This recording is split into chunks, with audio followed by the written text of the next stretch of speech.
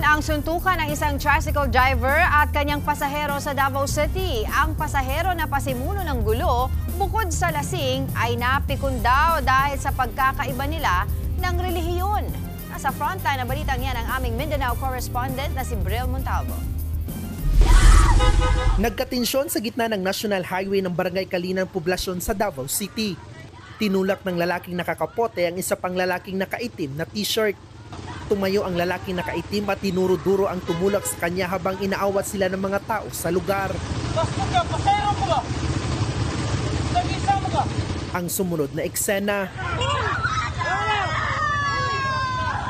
Nakadapa na sa kalsada ang lalaking naka-raincoat. Pinagsisipa siya ng lalaking nakaalitan niya. Ang anak ng nanipa, napaiyak na lang sa gilid ng kalsada. Napag-alaman na driver pala ng tricycle ang naka-raincoat at pasahero nito ang mag-amang nakaalitan. Nagkasugat sa noo ang driver na si Hasim. Base sa investigasyon, unang nanuntok ang pasahero na napag-alamang lasing.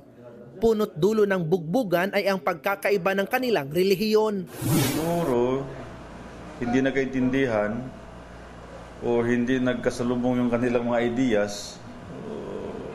Nagkaroon sila ng heated argument. Meron lang kaming may hindi pagkakaintindihan kaya nangyari yun. May mga mali din siya sa akin. Desidido naman ang kampo ng biktima na magsampa ng reklamo laban sa suspect.